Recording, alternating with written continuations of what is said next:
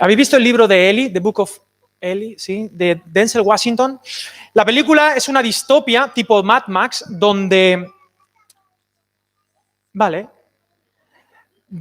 lo que ocurre es que Denzel Washington tiene un libro, la última Biblia, esto es un poco spoiler, pero es la última Biblia que queda en todo el mundo y él da la vida para defender ese libro porque todo el mundo anda buscándolo, porque la gente sabe que con ese libro se puede tener poder.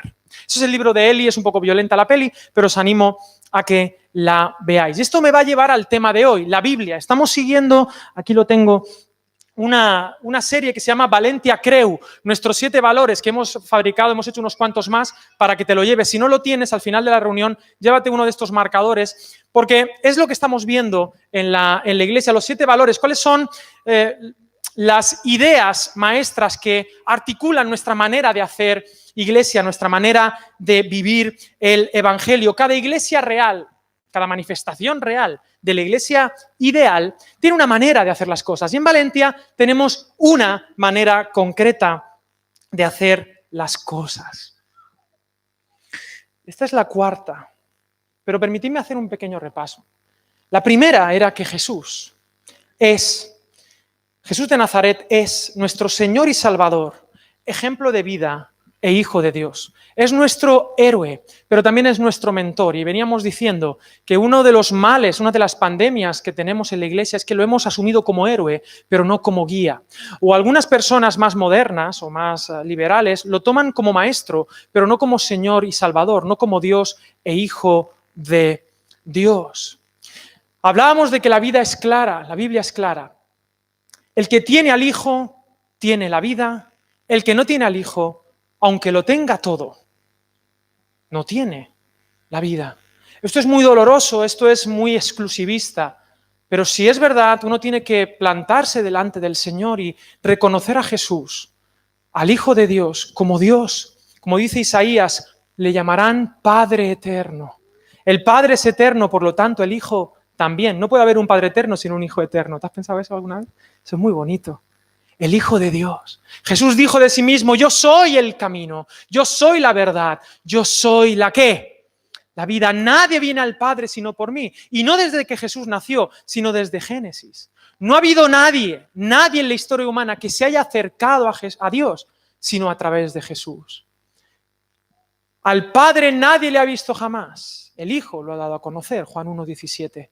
Es decir, sin Jesús estamos ciegos de Dios. Sin Jesús somos unos analfabetos espirituales. Sin Jesús no hay revelación en ningún momento de la historia. Él es Yahweh Shuach. El Señor es el que salva. Es el nombre favorito de Dios, Jesús. Él es la razón de todo. Todo es por Él y para Él. Y lo mejor que tiene esta iglesia, ¿qué es? Jesús. Él es el capitán de este barco, no hay otro capitán. ¿Os acordáis de la canción esa? Jesucristo es el capitán. Esto es un poco ya para los olders. Pero Él es el capitán. ¿A quién temeré? No hay otro nombre dado a los hombres en que no hay salvación. No hay salvación. La Biblia, por extensión, es el libro de Jesús. Me encanta, ¿os acordáis? Moisés entró en la tierra prometida, ¿o no? No entró, se quedó a portas, allí en las llanuras de Moab, subió a la montaña con su mejor amigo, con el Logos, con el Verbo de Dios, Juan 1.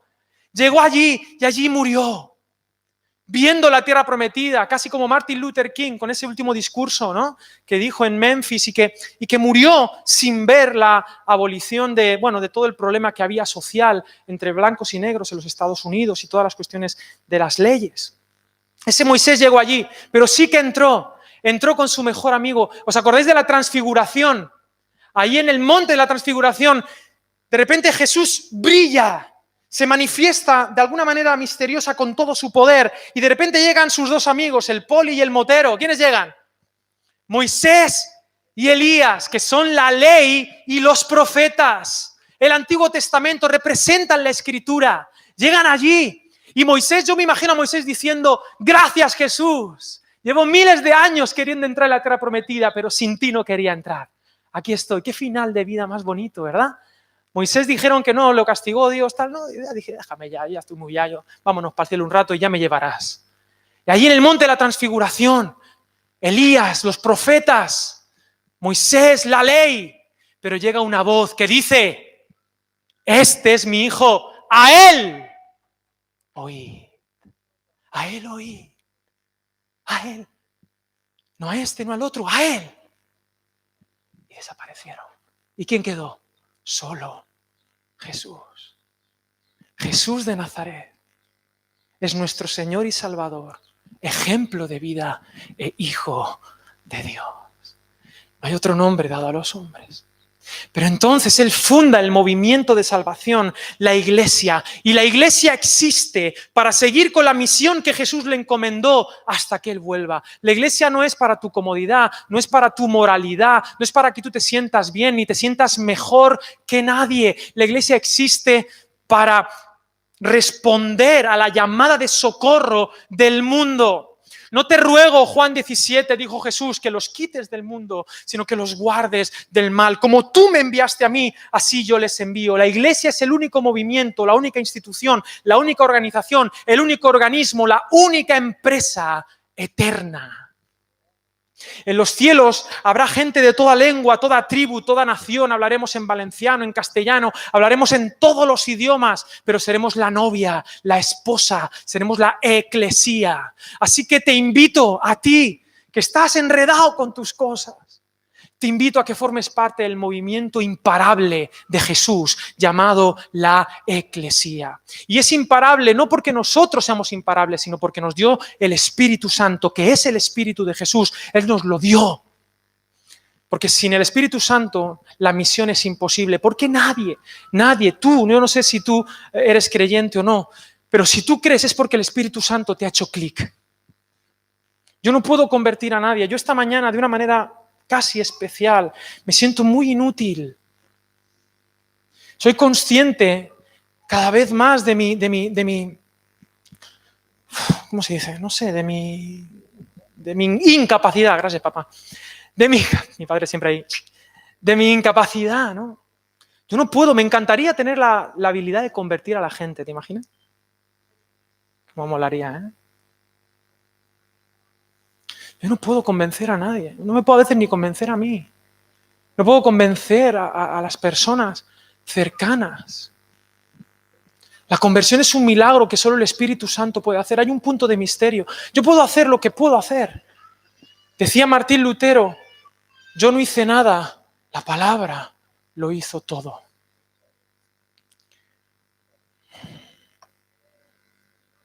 La Iglesia. La espiritualidad vertical no se puede entender sin la horizontalidad. Y ahí venía el tercer concepto, espiritualidad. ¿Cómo vivimos la espiritualidad en esta iglesia? De múltiples maneras. No quiero que pases por el mismo aro que todos. Decíamos que la autenticidad, la santidad y la creatividad son el resultado de una espiritualidad real. Aquí cada uno somos de un padre y una madre. Nos gusta acercarnos a Jesús. Y yo decía, y algunas personas por Instagram me han escrito, preocupaos por mí, quiero que lo sepáis. Hay gente que está preocupada por mí, por mi teología, y dicen que se me está yendo la olla. Por decir que Jesús es el camino, pero hay muchos caminos para llegar a Jesús. Tantos como seres humanos hay. Jesús respeta tu estructura emocional, espiritual, tus heridas, tu pasado. Tú puedes acercarte a Jesús tal y como tú eres. A Jesús le enamora la gente auténtica. Lo que no soporta, el único pecado imperdonable es la hipocresía. Entiéndeme. Bueno, la incredulidad. Pero la hipocresía es la muralla. Porque Jesús no quiere trabajar con un personaje. Jesús no quiere trabajar con tu Instagram. Jesús quiere trabajar con tu corazón. Con lo que tú eres en realidad. Jesús ve detrás del chaleco, Ferro. Gracias a Dios. Jesús ve detrás de las camisetas blancas. Jesús ve detrás de tus máscaras, en definitiva. Ese es Pau. Autenticidad. Pero la autenticidad no para excusarte y hacer lo que te dé la gana, porque tu verdadero tú está escondido en la santidad. La santidad es el estilo de vida de Jesús y tú has nacido para ser perdonado por Jesús y tú no sabes qué tanta fuerza tienes, tú no sabes la capacidad que tienes de hacer el bien, tú no sabes quién eres hasta que seas lleno del Espíritu Santo. Porque el ser humano ha sido creado para funcionar de manera óptima cuando está llena del Espíritu Santo. Si no, no. Si no, no eres tú. Eres algo menos que tú. Tu verdadero tú solo lo descubrirás cuando te den la energía correcta, cuando seas lleno del Espíritu Santo. Porque el ser humano ha sido creado para ser perdonado por Jesús, para tener la energía que no se acaba, la energía eterna. Y hay muchas maneras de hacer eso, hay muchas maneras de acercarse a Jesús, muchas. Y me gustaría en esta iglesia no dar un solo menú, sino que pudiéramos conectar a través de todo lo que hablamos la semana pasada. No voy a insistir. ¿Hasta aquí está claro? Sí. Pero el cuarto valor, el que vamos a trabajar hoy, es la Biblia. La Biblia. Y perdonadme porque yo tengo con mis heridas, con mis cosas, con mi margen, con mis traumitas. Y yo vivo en un mundo donde, en el mundo de las ideas, es mi mundo, el mundo de los libros. Me he traído algunos libros míos. Esos que veis así son más de postureo, que son los que te regalan. Y digo, bueno, los clásicos. Muchos de aquí que sí que he leído. Me gusta mucho leer. Vivimos en un mundo de comunicación. Y en este mundo que nos toca leer, me toca lidiar con muchas cosas. Y hay gente que estamos en nuestro mundo y tal. ¿Cómo digo esto? Hay muchos cristianismos muy raros por ahí, queridos. Y hay cosas, hay vientos de doctrina actuales que en los próximos 20 años van a suponer un jaque a la iglesia. Nos van a hacer jaque. Mate no se puede hacer a la iglesia, pero jaque sí. Y yo ya estoy viendo bajas, heridas de lo que está viniendo, de los vientos que están viniendo por culpa de una comprensión equivocada de esto, por una falta de respeto a esto, a este maravilloso libro.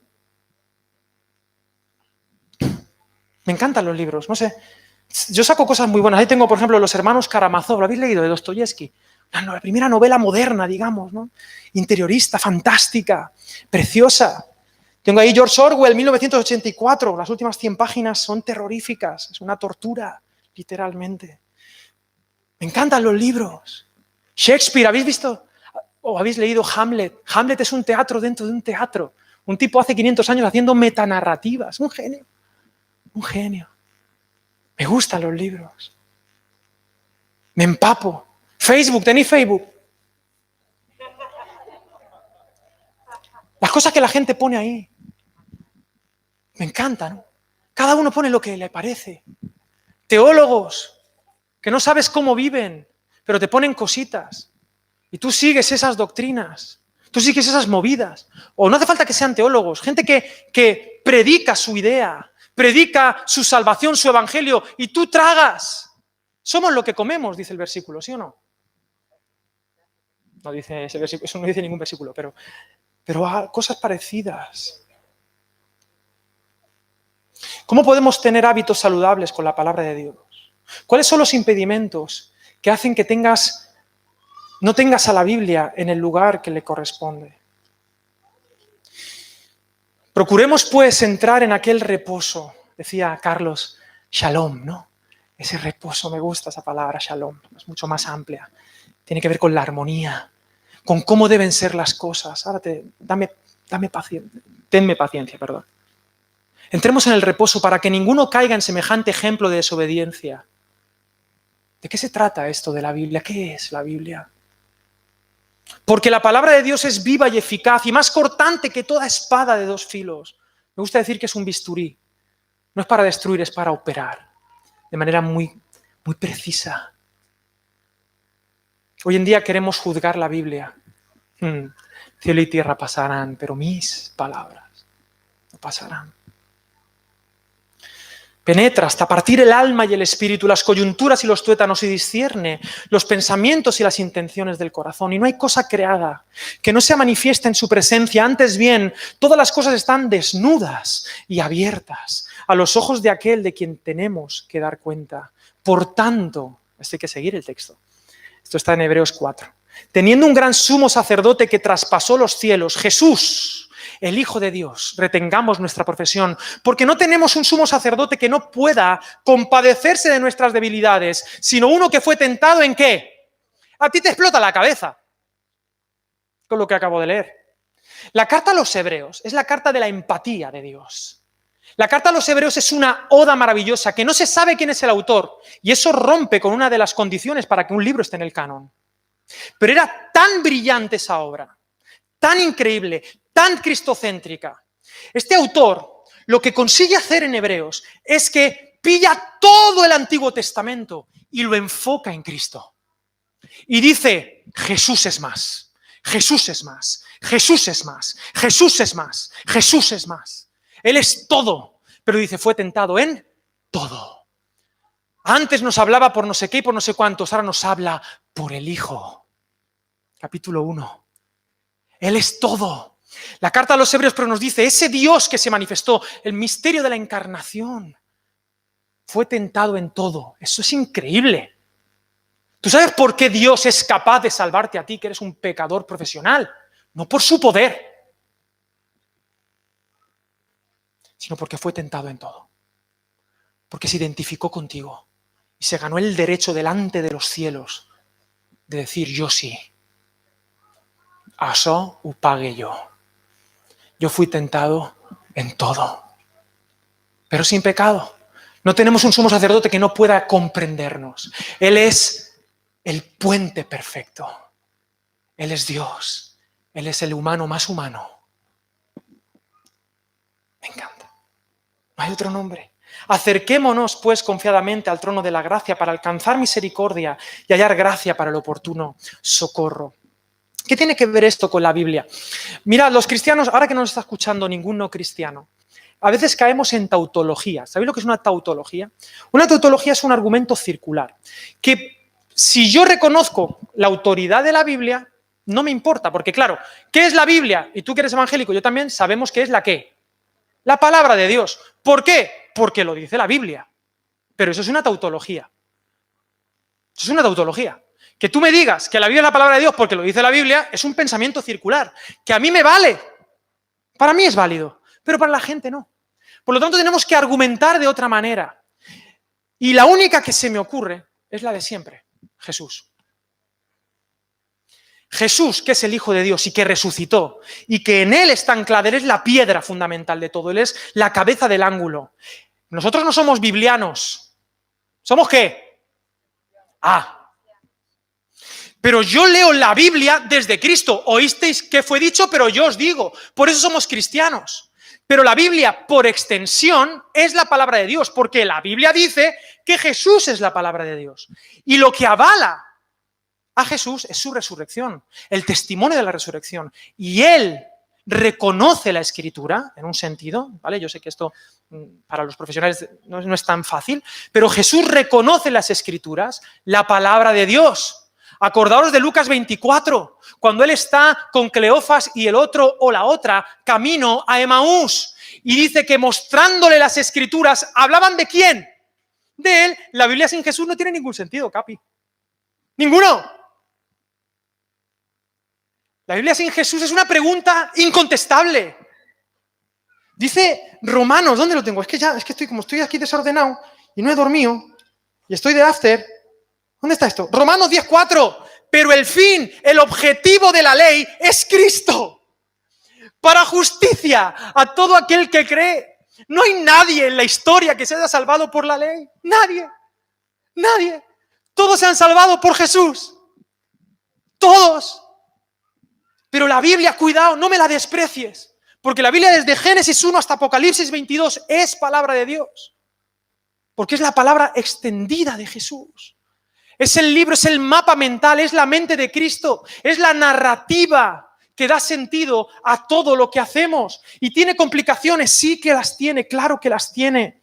Pero por eso el argumento de hoy, la frase de hoy es: la Biblia es la obra de arte que inspira nuestras vidas y la narrativa de la que formamos parte. Es la historia de la humanidad, es tu historia. Y todo ser humano tiene un libro desde el que lee todos los demás libros. Todo ser humano, yo no tengo ese problema porque yo no leo. Bueno, pues otro habrá leído y habrá elegido por ti. Por ejemplo, el libro de filosofía más importante que dudo que alguien haya leído, el libro de filosofía más importante del siglo XX es este. Martin Heidegger, Ser y Tiempo. Y la mayoría de las personas que yo me cruzo que no tienen a Jesús, me hablan de esto y no lo saben. Un tipo medio nazi. Medio. O no lo sé. Pero bueno, si no lo era, lo parecía. ¿Cuál es el libro desde que lees otros libros? Porque tú tienes que elegir cuál es el libro, la narrativa, desde la que vas a juzgar otras narrativas. En definitiva, la pregunta es, ¿cuál es tu absoluto? No, yo no creo en el absoluto. Bueno, ¿es esto absoluto? Desde el que juzgas todo lo demás. Tu relativismo es tu absolutismo. Vale todo, ¿no? Pues vale. Y tú no estás dispuesto, y tú juzgas todo de acuerdo a tu relativismo. La lucha es por el absoluto. Queridos, solo en la Biblia encontramos el reposo y la revelación de que Él es el sumo sacerdote. La sola escritura que se recuperó en la Reforma Protestante, con sus sombras, yo soy cristiano, yo sigo a mi Jesús, pero entendedme, no ha habido movimiento cristiano que no haya pasado por una vuelta y un respeto a Jesús y a su palabra. No ha habido, no hay otra manera. Dios ha hablado. Si Dios no ha hablado, todos son opiniones y estamos perdidos. Somos cristianos. En esta iglesia interpretamos la Biblia, la comunidad, la espiritualidad desde Jesús. Nos acercamos al texto desde Cristo, como hicieron los primeros apóstoles. La Biblia es el mapa mental de Dios y apuntaba a Jesús, porque sin Jesús la Biblia no tiene ningún sentido.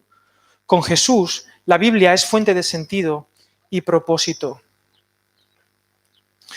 En definitiva, ¿cuál es el relato? Y hay muchos relatos hoy. ¿Estáis bien? Perdón, familia.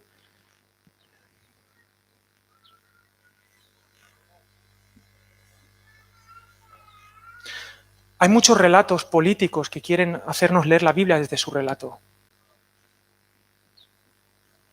Hay muchos relatos sociales. La lucha es por el relato. En 1917, en la Revolución Bolchevique, una de las cosas que Lenin hizo muchas, matar millones de personas entre otras, pero una de las cosas que hizo fue que él se iba a los pueblos y enviaba a las checas, los enviaba a los pueblos, esto está documentado, y preguntaba, ¿dónde están los narradores de este pueblo? ¿Dónde están los que cuentan las historias, los que cuentan las tradiciones, los que cuentan lo que da identidad? ¿Dónde están? Aquí están, queremos hacerles una fiesta. Y entonces los recibían, los metían en un local, chapaban las puertas y los quemaban. Y las Biblias ardían. ¿Por qué? Porque no querían que nadie contase un relato alternativo. Porque el que cuenta la mejor historia se lleva la cultura al bolsillo. Y hay que anular la historia. Porque los narradores de historias, los narradores de cultura son peligrosos porque pueden hacer imaginar. Por eso nuestro lema en la botellita de agua, ¿dónde está? Dame la botellita, que está guapísima. Me han hecho botellitas de agua que pone bienvenido. Imagina otra ciudad, Valencia. Imagina otra ciudad. La imaginación es peligrosísima. La imaginación y la fe son parientes. La imaginación es esperanza. Porque puedes imaginar futuros alternativos. La escritura, el apocalipsis. Es otra historia. La Biblia es una narración que desde Génesis 1 te enseña que las cosas no están como deberían, pero que hay esperanza. Desde Génesis capítulo 1, aquí tengo una frase que me he puesto yo, son tweets. ¿Dónde está? Aquí está, la Biblia. Uy.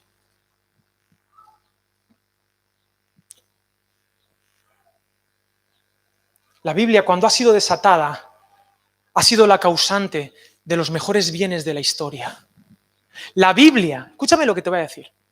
La Biblia es la causante directa del invento de las universidades. Oxford, la primera universidad de lengua inglesa, año 1036, cuando se fundó, obviamente fundada por monjes, en el pórtico pone Dominus Illuminatio Mea, que es el principio de un salmo, el Señor es mi luz. La primera universidad en castellano, la Universidad de Salamanca, y una aledaña, también tienen el pórtico de los cielos, donde pone los cielos cuentan la gloria de Dios. Por eso la ciencia, como tenemos un Dios que es logos, no ilogos, Dios es logos, en el principio era el logos, la palabra, que es Cristo. El logos se hizo carne. Como tenemos un Dios logos, los cielos cuentan la gloria de Dios. Decía Galileo Galilei, que era muy cristiano, hay gente, las narrativas. ¿Sabes que hay una narrativa por ahí que dice que Galileo iba en contra de la iglesia? y que la iglesia lo destruyó. Eso me lo enseñaron a mí en el instituto, que Galileo era muy bueno y que él decía que tal y la iglesia dijo que no. No, la iglesia no dijo que no. La iglesia era el lugar que pagaba a los científicos y una mayoría que, mal hecho, estaba en contra de Galileo y Galileo no tuvo las pruebas suficientes. Pero Galileo era súper cristiano, súper seguidor de Jesús y él decía, hay dos libros que Dios nos ha dado para comprenderle. Uno es la Biblia y el otro es la creación. Y tienen que encajar, porque este libro encaja. Encaja con cómo eres tú, cómo soy yo. Este relato encaja, pero hay relatos alternativos y basamos la realidad humana en mentiras, porque al final el relato puede ser una gran mentira. Y basar tu vida en una mentira es terrible. ¿Habéis visto Matrix? Pero preferimos la mentira de Matrix a la incomodidad de la misión de desconectar a la gente de Matrix. Pero bueno, esto se predica mucho así. El relato, la lucha por el absoluto. Hablando de nazis, esto lo he contado, pero hubo un problema muy grave en 1945, cuando termina la Segunda Guerra Mundial. Claro, ¿quiénes vencieron? Los aliados, ¿vale? Vencieron pues, los americanos junto con los rusos, en ese momento se aliaron, ahora cuento algo, pero vencieron, ¿no? Todo el tema de... bueno, vencieron. Pero entonces hay que juzgar a los alemanes, los que no se habían suicidado, porque había muchos que se estaban quitando la vida porque... Entonces, se conocen los famosos juicios de Nuremberg. ¿Habéis escuchado de esos juicios? Hay películas en blanco y negro sobre los juicios de Nuremberg. Los juicios de Nuremberg eran unos juicios de guerra para condenar a los altos mandos alemanes. No sé si hay algún alemán en la sala. Bien, sí hay. Entonces, tenían que juzgar a los alemanes. Ahora, estamos... que todavía la ONU es una semilla, no hay ley internacional. Entiéndeme lo que te voy a decir. Estaban juzgando a jueces alemanes. Y cuando les juzgaban, ¿tú te crees que un juez alemán es tonto? De tonto no tiene un pelo. Y entonces él preguntaba a la corte, que eran británicos, alemanes y rusos. Nota al pie, los rusos, ¿vale? Estaban de la parte de los nazis al principio de la guerra. Y ellos inventaron los campos de concentración y los nazis se copiaron. Lo que pasa es que por una cuestión territorial se pasaron al bando de los aliados. Dame pan y llámame tonto. Y luego había jueces rusos que todavía tenían campos de concentración allí en 1945, matando a gente de hambre, que estaba juzgando a los nazis alemanes, que también, ojo. Pero había jueces alemanes que decían, bueno, ¿de qué se me acusa? Si yo todo lo que he hecho ha sido legal. Te digo más, no solo legal, democráticamente legal. Porque este partido fue votado por mayoría. Y todo lo que hicimos pasó por las Cortes. Todo lo que hicimos fue totalmente legal. Y esto es Alemania. ¿Con qué ley me estás juzgando tú? ¿Con la de Estados Unidos? ¿Por qué esa es mejor que la mía? ¿Por qué es mejor que la de los rusos en ese momento? Pero tú, ¿quién te crees que eres para que tu opinión esté por encima de la mía? Si yo todo lo que he hecho ha sido votado, ha sido firmado por las autoridades, por los ministros, yo todo lo que he hecho ha sido legal. Nota al pie, no somos mejores, ¿eh? Hoy en día en este país se firman 100.000 asesinatos al año.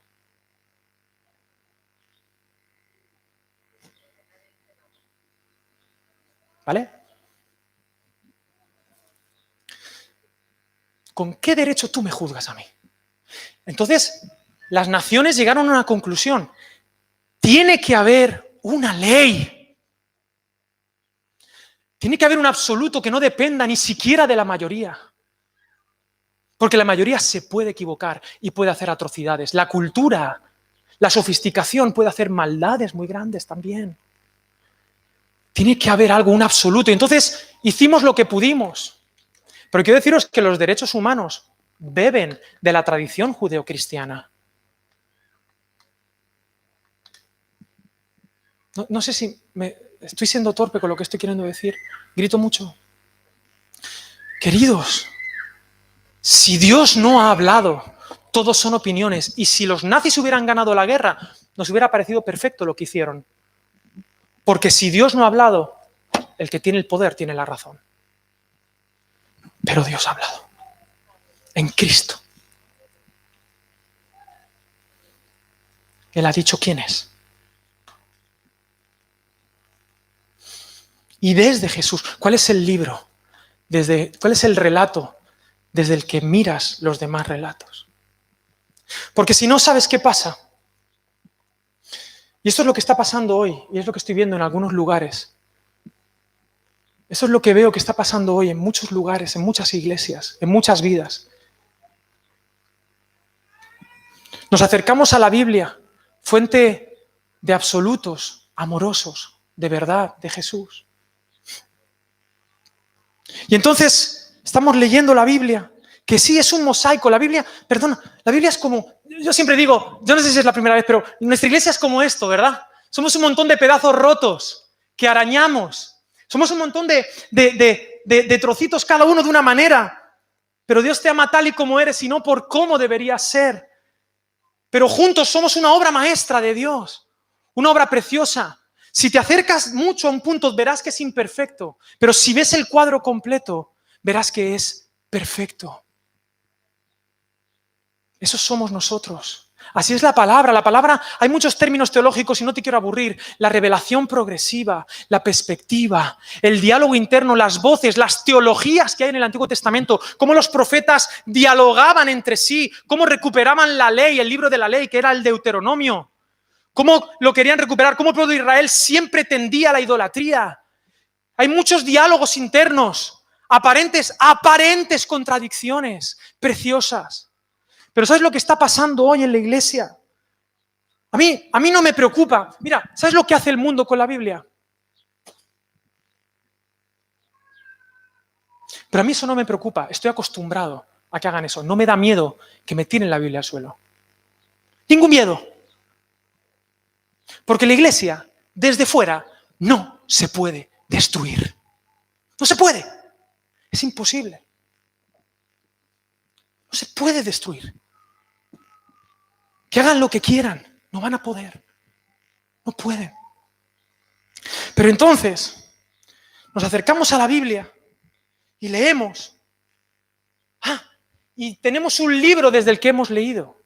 Ya no me acerco a este libro para que sea el bisturí que me lea a mí, sino que me creo con la autoridad hermenéutica de leerlo yo. Y es verdad, ojo, hay que leer, hay que interpretar, tenemos limitaciones culturales, todo, lo que tú quieras. Hay que ir con humildad a la verdad. La verdad no se posee, a la verdad se acerca porque la verdad es una persona, lo que tú quieras. Pero nos acercamos aquí al texto desde el libro, ¿no? Y entonces decimos, mira lo que dice aquí de educar a los niños.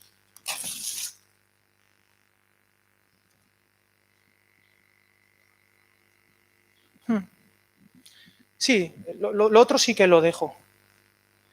Mira lo que dice acerca de lo que es un ser humano. Esto sí me gusta, esto sí que concuerda con lo que me han enseñado. Esto sí que concuerda con mi ideología, esto lo dejo. Qué bonito. A ver. Mira lo que dice de ética sexual. No, esto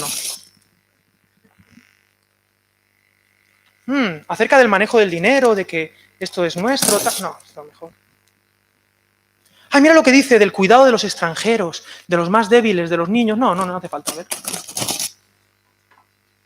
No importa. Mira, de cómo es Dios. No, Dios es lo que yo diga, a mi imagen y semejanza. Esto no lo ponen en el otro libro desde el que yo juzgo la Biblia. Lo que es el amor. El amor es sufrido. ¿Qué va? El amor no puede ser sufrido, porque si es sufrido no es amor. A ver, la generosidad. Esto me pega fuerte. Que la verdad existe y es absoluta, y que es Jesús.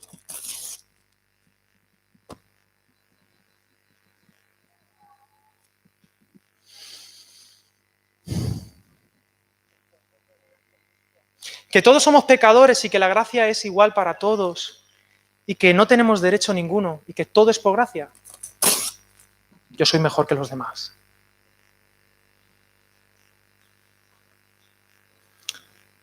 La disciplina. la fe, la iglesia, el perdón, la eternidad. Esto, ahora que ya está de acuerdo a lo que yo pienso, es la palabra de Dios. Esto me da miedo.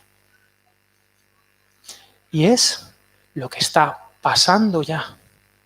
Y en los próximos 20 años nos va a poner a todos en jaque.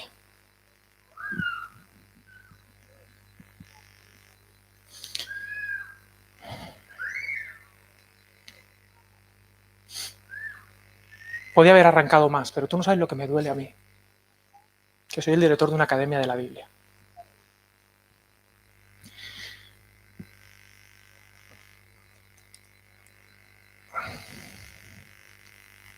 Permíteme decirte algo en el nombre de Jesús. Una sola de estas páginas vale más que todos los libros del mundo. Si es la palabra de Dios. Si no lo es, está bien.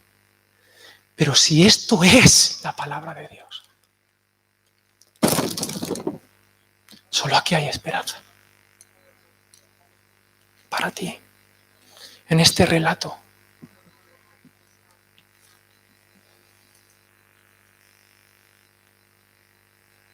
¿Y tú?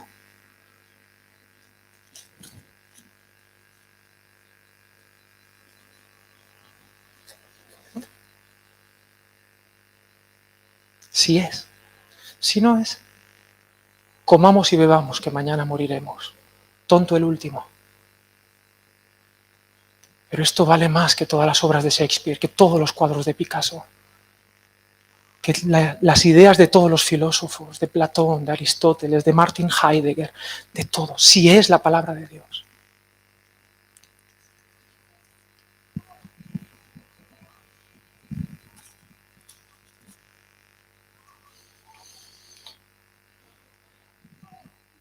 También todos los que quieren vivir piadosamente en Cristo Jesús padecerán persecución.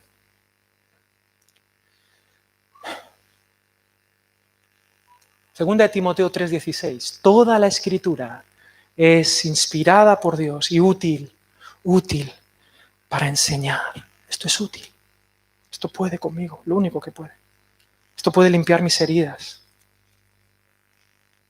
Esto puede ayudarme a pensar de otra manera, a salir de mí, si confío en él, en ella, más que en mí, más que en mis emociones, más que... Para enseñar, para redarguir, para corregir, para instruir en justicia, a fin de que el hombre de Dios sea perfecto, enteramente preparado para toda buena obra. Es verdad que puede haber pasajes más complicados, pero no arranques hojas de tu Biblia. Arráncate las escamas de los ojos. Este libro no es un libro, son 66, son un montón. Es una biblioteca, de ahí viene Biblos, era una ciudad fenicia, la ciudad que todavía está en pie, más antigua de la historia. Biblos. Son 66, aquí hay de todo, aquí hay el relato de aventuras, aquí hay guerras, aquí hay amoríos, aquí están todos los pecados habidos y por haber. No se puede inventar un pecado que no esté aquí. Aquí hay documentos legales, hay documentos filosóficos, hay poesía, hay arte dramático, hay teatro, aquí hay de todo.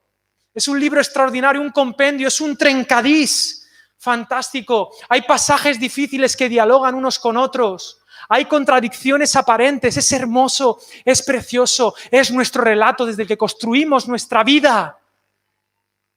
Somos llamados a ser una iglesia bíblica en este sentido, por extensión, porque si no, queridos, si no, mira, ya es difícil ser bíblicos, ya es difícil ser cristiano con la Biblia. Sin la Biblia es imposible, queridos, porque vas a construir un Jesús. Yo también lloraría.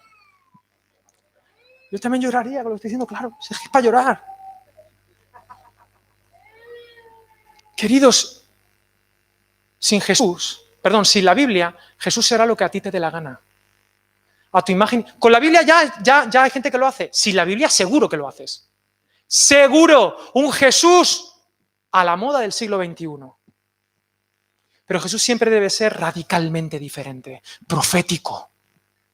Y Jesús se puede vestir como se pueda vestir, puede hacer lo que le dé la gana, pero tiene que ser profético.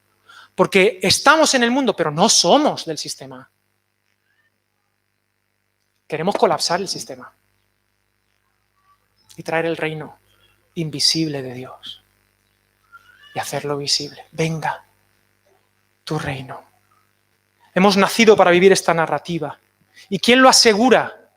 Jesús y la resurrección. Él asegura que el relato es el correcto.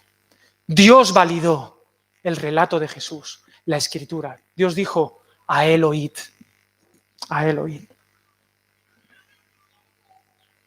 Como decía, la Biblia, cuando ha sido desatada, su narrativa ha sido la causante de la justicia. William Wilberforce, que acabó con la esclavitud en toda la Commonwealth, en todo el imperio británico. Martín Lutero y la alfabetización. El alemán que hablan hoy los alemanes, vamos a dar una de cal y una de arena, el alemán que hablan hoy los alemanes es el alemán de Lutero. Johann Sebastian Bach era alemán, ¿vale? No todos son... Desata la creatividad. Martin Luther King, el pastor afroamericano, basado en la Escritura, luchó por los derechos. Y lo decía de una manera preciosa, hermanos. Era bíblico hasta el final de los tiempos. Cuando la noche que iban a matarlo, él predicó. ¿Y sabéis qué dijo? Él terminó diciendo, he visto la tierra prometida. La he visto, hermanos. He visto la tierra prometida y no sé si llegaré. Él era un profeta. No sé si llegaré, pero la he visto.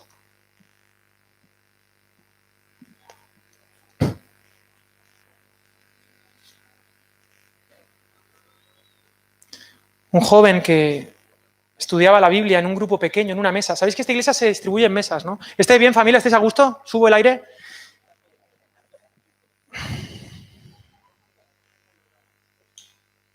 Un joven que iba a una mesa.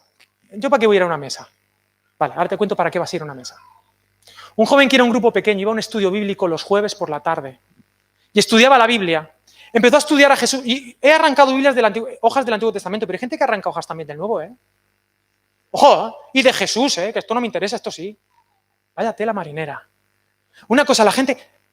¿Todo es opinión? No. ¿Todo es interpretable? No todo es interpretable. Hay cosas que están muy claritas. Por ejemplo, no matarás.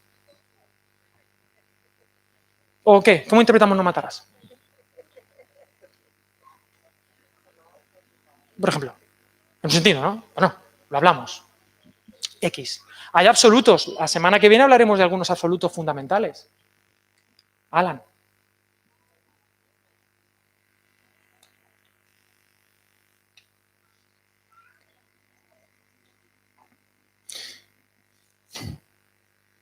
Un grupo pequeño. Y en un grupo pequeño hicieron un estudio de la ruta y hicieron Mateo, ¿sabes? Estaban haciendo Mateo. Y este joven vio lo de amar a los enemigos, ¿vale? Y este joven dijo, bueno, hay que amar a los enemigos, lo dice la Biblia. Dice, pero yo veo en las guerras, que bueno, estaban peleándose, que cuando hay heridos, los enfermeros del bando este nada más que curan a estos. Y los enfermeros de aquel bando nada más que curan a estos. Digo, pero yo, basado en esto, yo creo que hay que crear un cuerpo de gente que no sea de ninguno de los dos, que sea de todo el herido. Que todo herido tenga derecho a una asistencia. Y que no seamos de un bando y de otro, sino que seamos aparte. Inventemos un cuerpo. Como soy cristiano, ¿qué símbolo pongo? Una cruz. Color, que se vea, rojo. Y un chaval llamado Henry Dunant creó la Cruz Roja basado en un versículo, en un estudio bíblico de un jueves por la tarde. Para eso tienes que ir a un grupo pequeño, entre otras. Primer Nobel de la Paz, 901, algo así, o 1902, o 1899, no me acuerdo. Porque cuando se desata la Escritura, comienza la justicia, comienza la paz, comienza la alegría. ¿Tiene sentido para ti? Una sola hoja arrancada vale más que toda la porquería que nos han querido meter. ¿Tú quieres saber lo que es ser un ser humano, lo que es ser un hombre, lo que es ser una mujer? Aquí está. ¿Tú quieres saber lo que es ser un padre, lo que es ser un hijo, lo que es ser un ciudadano, lo que es ser un trabajador? ¿Tú quieres saber lo que vale la pena vivir? ¿Quieres saber dónde invertir tu tiempo, tu dinero, tu fuerza? ¿Tú quieres aprender a amar? Aquí está.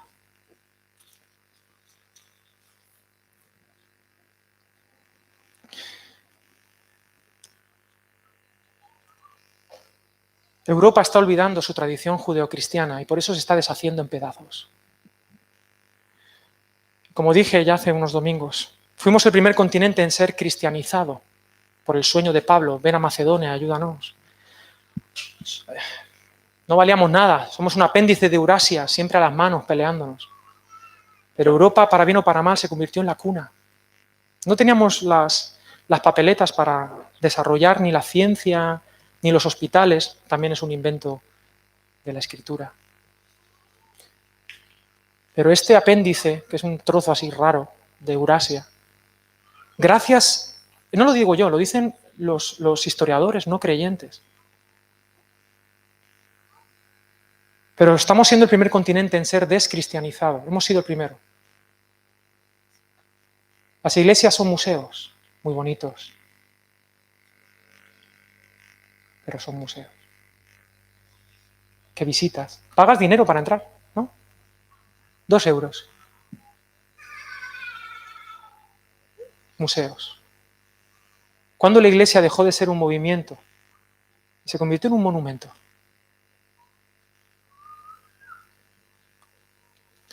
Oro para que Europa sea el primer continente en ser recristianizado, que vivamos un cristianismo resucitado, diferente, glorioso. Pero no habrá manera si no volvemos a la palabra de Dios. Cielo y tierra pasarán, pero mis palabras no pasarán. Tenemos que aprender a interpretar la Biblia, ya estoy terminando. E interpretar la Biblia, obviamente yo sé que hay que interpretar, que interpretamos desde nuestra cultura, que tenemos bagaje, pero hay que contar con ello y no pensar que no por eso es imposible ponernos de acuerdo. Claro que es posible, pero más importante que interpretar es interpretar. Porque interpretar tiene 2 acepciones y este libro es un relato, es un guión. El otro día no, hace unos años, fui a ver una ópera de Mozart. ¿Habéis visto alguna ópera de Mozart? Son muy bonitas, muy entretenidas. Così fan tutte. ¿Dónde está por ahí? Está Charles. Così fan tutte. Así hacen todas. Y es una obra de Mozart, del siglo XVIII, de Mozart, ¿no? Pero me encantó porque estaba ambientada en la época actual. El guión era el mismo, pero estaba contextualizada. Entonces era muy divertido porque en Così fan tutte veías de repente una nevera, veías coches, o sea, estaba contextualizada, pero el guión era el mismo. La Biblia debe ser interpretada hoy por la Iglesia. De hecho, los únicos actores que tienen la licencia del autor de la obra para interpretarla es la Iglesia. Somos una compañía de teatro que debemos interpretar el guión, que puede haber variaciones, que puede estar contextualizado, pero no tenemos el derecho de dejar que Hamlet deje de decir ser o no ser, porque dejaría de ser Hamlet. Aunque la mona se vista, dice el versículo, aunque la mona se vista de seda, mona se queda. La palabra de Dios se puede vestir de lo que quieras, pero que se quede la palabra de Dios, campeón. ¿Me entendéis? Debemos interpretar. Interpretar no solo es interpretar, sino interpretar. Somos llamados a interpretar y tenemos papeles. Y he leído esta semana, porque sabía que iba a predicar, dicen que es uno de mis ancestros, Calderón de la Barca. ¿Habéis leído La vida es sueño? El teatro del mundo. Se nos asignan papeles y hay que interpretarlos. Pero cuando salgamos del escenario, cuando salgamos de este escenario, nos quitarán el atuendo, nos quitarán el attrezzo y el pobre y el rey estarán igual de desnudos y nos preguntarán: ¿qué hiciste con el papel que yo te dije que tenías que hacer? ¿Qué hiciste con el attrezzo que te di en tu vida? Porque el fin de todo, dice Eclesiastés, es teme, respeta el guión. Porque cuando se apaguen las luces y nos bajemos del escenario, tendremos al autor que nos dirá, bien, buen siervo y fiel, ¿qué? Sobre poco has sido fiel, sobre mucho te pondré. Yo estoy actuando para conseguir eso. No para la galería, sino para que cuando acabe, no sé si acabará mañana o dentro de 80 años, pero que cuando acabe mi actuación, el guionista de mi película me diga, Alex, bien, Jesús es suficiente para mí. Y estamos locos si queremos seguir el guión de Jesús y pasar de esto. ¿Estamos locos? Estamos locos. Ya he terminado. Segunda de Timoteo 4, porque vendrá tiempo, ahora, cuando no sufrirán la sana doctrina, sino que teniendo comezón de oír, se amontonarán maestros conforme a sus propias concupiscencias, y apartarán de la verdad el oído, y se volverán a las fábulas, es decir, a los mitos. Esto me gusta mucho, esta idea. Esto es un apunte antes ya de aterrizar. Dice segunda de Timoteo, segunda de Pedro son cartas muy bonitas, porque son cartas donde, ¿os acordáis de Pablo? Pablo, ¿qué decía al principio de sus cartas? El Señor viene ya, ¿sí o no? Yo no me voy a morir, el Señor viene ya. ¿Cuándo viene el Señor? Mañana, que venga. Claro, ¿y cuántos quieren? Yo cuando hablo con todo el mundo, el Señor está cerca, ¿no? ¿La pandemia qué es? Que el Señor está cerca. El Señor está a la vuelta de la esquina. Y eso hay que creerlo así. ¿Vale? Aquí, toda la iglesia, si yo te pregunto, ¿cuándo viene el Señor? Tú me tienes que decir, como el profeta José Mota, hoy no. Mañana. Mañana viene el Señor. Y hay que vivir con esa pasión. Maranata, ven, Señor. Yo quiero que venga ya. Pero ¿cuál es la realidad? Que llevamos diciéndolo los cristianos 2000 años. ¿Vale o no? Hay que vivir con esa tensión. Pablo al principio, cuando era jovencito, mediana edad, decía, el Señor viene ya, el Señor viene ya. Pero cuando se empezó a hacer mayor, junto con Pedro, dijeron, a ver, que también es verdad que el Señor dijo que un día era como 1000 años. Y lo dice el autor de Segunda de Pedro, es el primer teólogo que frente a los demás que esperaban la venida inminente, dice, un momento, que a lo mejor el proyecto de iglesia no dura un añito más, sino que dura 1000 años más. Entonces, Houston, tenemos un problema, porque ya están empezando a venir falsos maestros enseñándonos gnosticismo y falsos maestros enseñándonos a judaizar. Y de izquierda y de derecha nos están intentando destruir la esencia de quién es Cristo. Y Pedro y Pablo están preocupados por esto y empiezan a escribir otro tipo de cartas a vista de pájaro, a largo plazo, diciendo, es urgente que si queremos que dentro de 1000 años la iglesia siga apareciendo en iglesia, escribamos esto. Porque si no, la iglesia dentro de 1000 años será cualquier otra cosa, menos el proyecto de Jesús de salvación en su nombre, menos el proyecto de Jesús de la cruz y la resurrección. ¿Y cuál es el mayor peligro? No la persecución de fuera, sino los falsos maestros de dentro. Así que vamos a dejar esto por escrito, segunda de Timoteo, segunda de Pedro y otras. Y son las cartas más duras. Aquí el apóstol de la gracia se deja la gracia a un lado y dice, espérate, tete. Y vamos a ponernos firmes. Cuidado, porque se amontonarán. Y hoy en día por el Internet, por culpa de... Y yo no soy momento pastor rancio, ¿vale? Pero Internet te da lo que a ti te da la gana. El algoritmo está a tu servicio. Te salen los vídeos que tú quieres mirar, te salen las ideas que tú quieres reafirmar en tu postura. ¿Y sabes qué hace eso? Deshace la comunidad real. Y buscamos maestros, dice ahí, es que me encanta, digo, ¿desde cuándo sabía Pablo que existía Internet? Maestros que se amontonan de acuerdo a tus pasiones. El algoritmo te va llevando así, con sabor, a lo que tú quieres escuchar, al relato que confirma tu postura y tu pecado. Tu error en el blanco. Y eso deshace la realidad que tú tienes. Y tú te crees que los maestros, son maestros de acuerdo a tus propias pasiones. Estás perdido. Si te juntas con gente que solo piensa como tú, estás vendido, perdido. Esto en psicología se enseña. Cuando tú haces este grupo y todos tienen una misma idea, esa idea no se templa. Cuando uno tiene una idea y lo hace en grupo y el grupo piensa más o menos igual, esa idea se radicaliza más. Está estudiado. Más. Y eso lleva a rupturas. Por eso la iglesia es la antitribu. Porque Jesús rompió el muro de separación. En Jesús, lo diferente puede estar unido. Sin dejar de ser diferente. Que ese es el milagro. Eso es lo que Pablo le rompía la cabeza. ¿Cómo es posible que siendo cada uno de un padre y una madre y siendo diferentes, seamos uno en Cristo? ¡Qué preciosidad! Pero ahí están, cuidado. Por eso la Iglesia necesita colonizar Internet también. Porque por ahí nuestros jóvenes, con esto, están metiéndoles unos relatos que luego no hay tu tía. No hay tu tía para decirles, tío, que eso es una locura. Que eso es una modernez que no vale para nada. Y estás tirando a la basura 2000 años de tradición cristiana porque un tío o una tía ha dicho ma hace 2 días. ¿Me entendéis? Che. Conforme a sus propios mitos. Según sus propias pasiones. Eso hace Internet. Esto es lo único que te puede salvar. Este es el algoritmo de Dios. Y esto no te baila el agua, esto te va a confrontar todos los días. Te va a hacer como Jesús. Es la mente de Cristo, es el sistema operativo de Dios. Esto es la Biblia, ahora sí ya he terminado. Porque, queridos, el Dios del Antiguo Testamento ama con locura a su pueblo, con amor eterno, indomable, radical. Y página tras página se aguantaba las ganas de tocarnos, de salvarnos.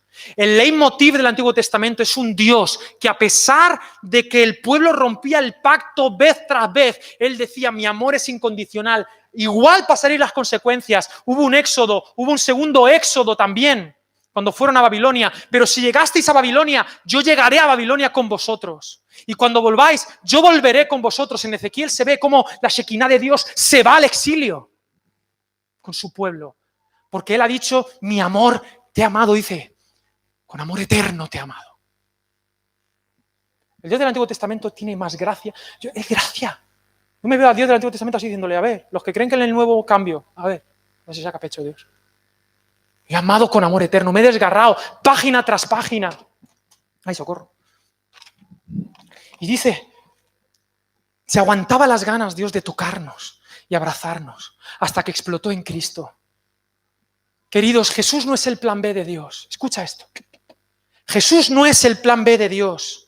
Dios sabía en Génesis 1 que amarme de manera incondicional le llevaría a morir. Dios sabía que si Él quería llevar su compromiso con este vil pecador que tienes delante, eso le iba a costar la vida y la muerte en la cruz del Calvario. Y a pesar de que Dios lo sabía, Dios dijo, amén. Si amar a Alex me va a costar la muerte, que así sea. Ese es el Dios para el que yo trabajo. Porque Dios es amor. Porque el amor es sufrido. Porque si la Biblia no es histórica, si lo que dice la Biblia es una gran mentira, si es un invento humano nada más, el progreso natural de la desesperanza, el reino de la muerte, no ha sido interrumpido por la venida de Dios. Y estamos aquí en este mundo sin esperanza y sin Dios, esperando la muerte. No sin razón, los griegos nos llamaban los mortales. Y sobre ese relato construimos todo. Menuda miseria de vida. Menuda porquería de relato, de tragedia griega, donde el héroe acaba en la completa oscuridad. No y 1000 veces no. Te propongo el relato de la resurrección. Y el último enemigo en ser vencido será la muerte. Y sobre esto construye tu vida. Por eso he titulado al mensaje de hoy la Biblia es bella. ¿Habéis visto La vida es bella? De Roberto Benigni. Qué hermosura, qué película tan bella, ¿no? Bueno, la Biblia es bella. La Biblia es bella. El que tiene al Hijo tiene la vida. Este es el libro de Jesús. Pero Jesús es el Jesús de la Biblia. Es un trencadís. Sin Jesús, sin la palabra, estamos ciegos de Dios. Somos analfabetos espirituales. Este libro son voces humanas que hablan con el aire del Espíritu Santo. Pedazos rotos, pero que juntos hacen una obra maestra. Es el relato de la palabra de Dios. Si el cristianismo no es bíblico, será lo que tú quieras que sea. Cristianismo a la carta, a gusto del consumidor de turno, con el peligro de desdibujar a Cristo para que se parezca a ti y a tus intereses. Aún queriendo ser bíblicos, este peligro va a estar, ¿eh? Existe el peligro de que eso pase, aunque tengamos la Biblia completa. Pero si no lo somos, pasará seguro. Seguro. Y te pregunto, entonces, ¿qué vas a hacer? ¿Cuál es tu prioridad entonces? ¿Cuál es tu libro desde el que lees lo demás? Estos días vamos a estar explicando lo que es la Lectio Divina. Vamos a hablar de cómo acercarnos a la Biblia. En septiembre, los martes, yo me comprometo en primera persona. Voy a enseñar libro por libro de la Biblia en todo este curso. 20 responsables de mesa casi obligados de las orejas. Pero el resto, todos los demás también. Porque se pastorea desde la palabra. El secreto no estará en tener buenos pastores carismáticos, ni en una alabanza increíble, ni en el aire acondicionado precioso. No estará en el local de la sala de exposición. Lo que transforma las vidas es el Espíritu Santo a través de la palabra, que es la espada del Espíritu. Así es como nos pastorea Dios a cada uno de nosotros. En definitiva, yo no soy el pastor de esta iglesia. Mi padre tampoco. Ni los demás. Somos como mucho perro pastor. Me pido pastor alemán.